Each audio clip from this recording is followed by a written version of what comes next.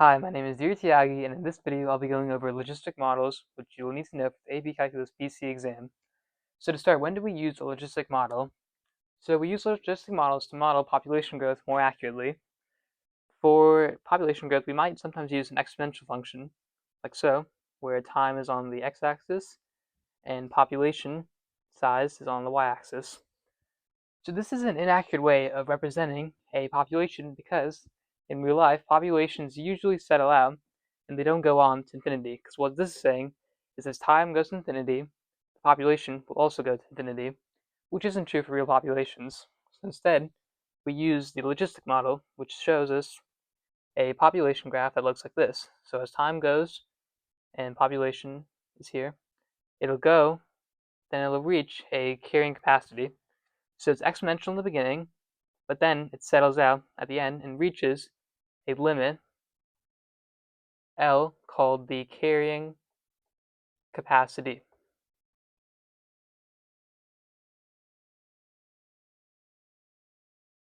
Okay, so basically what this says is that the limit as t approaches infinity of the function p population of time is equal to L, which is the carrying capacity. So that's one of the formulas you need to know for logistic models. Another formula you need to know is that the change in population over time, the slope at a point, is equal to the k, which is the growth constant. This tells you how fast the function is growing. It's also positive too, so you know that. K times p, population, of 1 minus population over L. So this tells us the slope of the logistic graph. And if you look at the function, it makes sense because as the population increases and goes near infinity, what happens is that 1 minus p over L becomes closer to 0 because p comes closer to L, which then becomes closer to 1, and 1 minus closer to 1 becomes closer to 0, and therefore our slope starts to level out there. So when is the logistic function growing the fastest? Well, to figure this out, we can try using the first derivative test on dp dt. So if we take the derivative of dp dt, what we get is d squared b dt squared is equal to, so kp, I'm just going to factor this out, so we get kp minus k over L p squared, and so we differentiate, so we get k minus 2k lp, and that's the derivative. And so now we want to find a critical point. So we see when it equals to 0,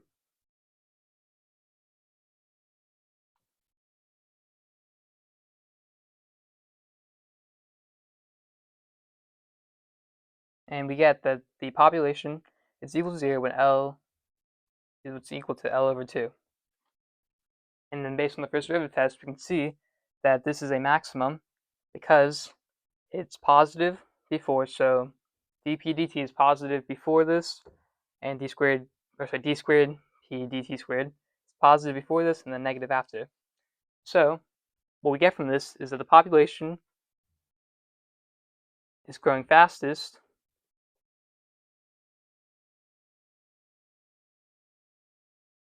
when p equals L over 2. So at this point here, which is the point L over 2, the population is growing the fastest, which makes sense because look at the graph. It shows us that the slope at L over 2 is the fastest, which kind of makes sense just based on the shape of the graph. And the last formula you need to know for logistic models is the formula for the actual model. So this is the derivative of the model, right? But for the actual model, the general solution of this is P of t equals 1L over 1 plus b times e to the negative kt. Again, L is L, K is K, and then B is a constant. You find out it's constant by using whatever initial conditions they give you in the problem. Okay, so that's all the information you need. Now let's try out a actual problem now.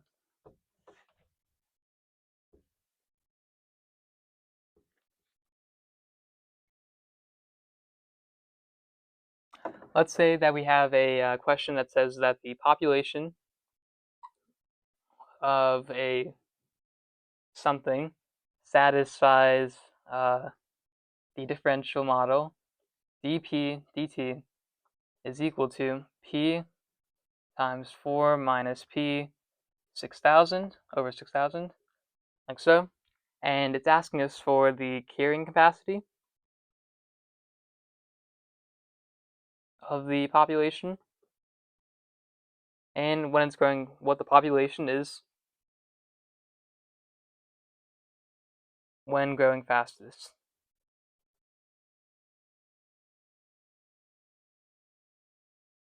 So the first thing we want to do is we want to convert this into a form that we know. So we know the form dp dt is equal to ky of 1 minus y, sorry, not y, p over L. So we see that we have a k could be 1, we have a p there, but we don't have a 1. So we're going to divide 4 by 4, and we're going to divide this also by 4 to make it the same. So if we do that, we get dp dt is equal to p1 minus p2400, right? And to make sure that we don't change anything in the function, we have to add a 4 in the front, because then we get 4 times 6,000 bottom. So now we have our equation in this form, and we can see that L is equal to 2400. Therefore, the carrying capacity is equal to not 2400, 24,000, 24,000 whatever the object is in the population. And then when is the population going fastest? We know it's going fastest when L is divided by 2. That's the fastest population growth. And this is happening when there's 12,000 persons, I guess. And that's the fastest population growth.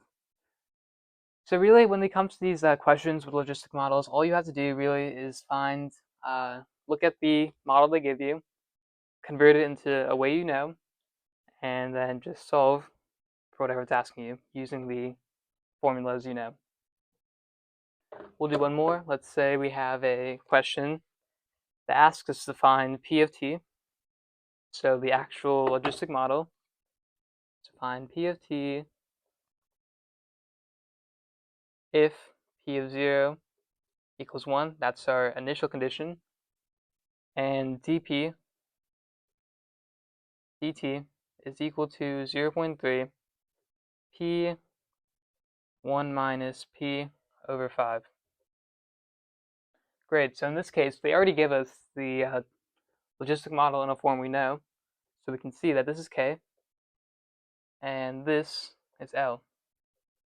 So now, using our formula, that P of t is equal to L over 1 plus B times e to the negative kt. We can plug in what we know, so we know P of t is equal to, carrying capacity is 5, over 1 plus B times e to the negative 0.3t.